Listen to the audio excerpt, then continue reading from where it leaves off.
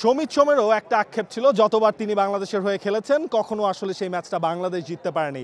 আমাদের সাথে আছেন যুব ক্রীড়া মন্ত্রণালয়ের উপদেষ্টা আসিফ মাহমুদ সজীব ভুঁইয়া। আপনারও কি একটা আক্ষেপ তো ছিলই? সিঙ্গাপুরের এগেনস্টে ম্যাচটা আপনি দেখেছেন, হংকং চায়নার এগেনস্টে ম্যাচটা দেখেছেন, সেই জয়টাই আসলে আসতেছিল না।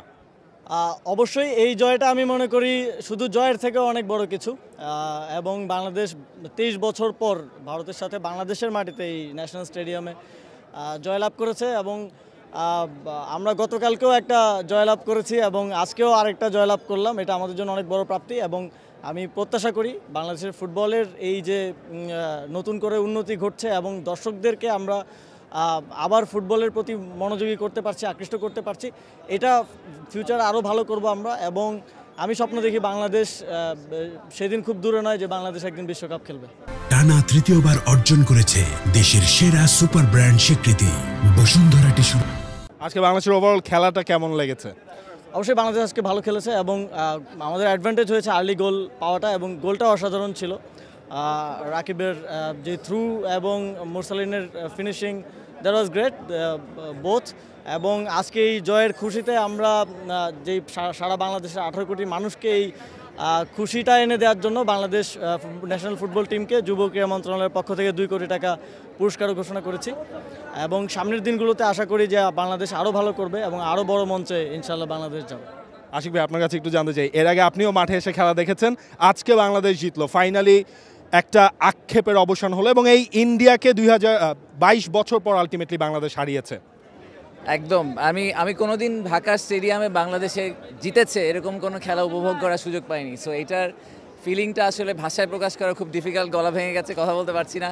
আর আজকে অনেক মানুষ খুব শান্তিতে ঘুমাবে, কারণ আজকে যদি আমরা হেরে ফেরত যেতাম আল্লাহ জানে কি হতো। So I am so glad. And অনেক দিন সবসময় আমরা খুবই হামজা নির্ভর একটা খেলা দেখি, আজকে আমার কাছে মনে হয়েছে যে আসলে হামজার জন্য জিতেছি এরকম হয়নি, পুরা দলটাই চেষ্টা করেছে, একদম collective, it's a collective effort. So very very proud of the team.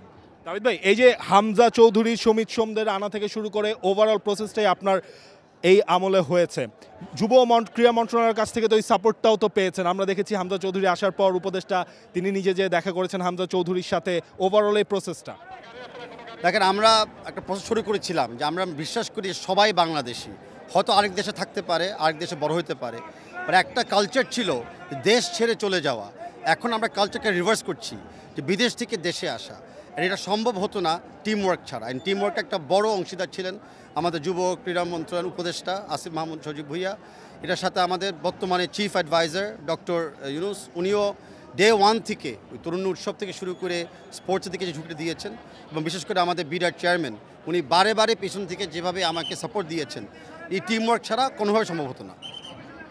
আলহামদুলিল্লাহ। এবং এই সব কিছুই নিঃসন্দেহে এইবারেরটা না হয় এশিয়ান কাপে কোয়ালিফাই করা হলো না, আশা তো করছেন বা আপনার তো সেই প্ল্যানটা রয়েছে, এবং গভর্নমেন্টের থেকে যে সাপোর্টটা আপনি পাচ্ছেন সেটা পেয়ে গেলে ইনশাল্লাহ নেক্সট বার এশিয়ান কাপে বাংলাদেশ কোয়ালিফাই করতে পারবে।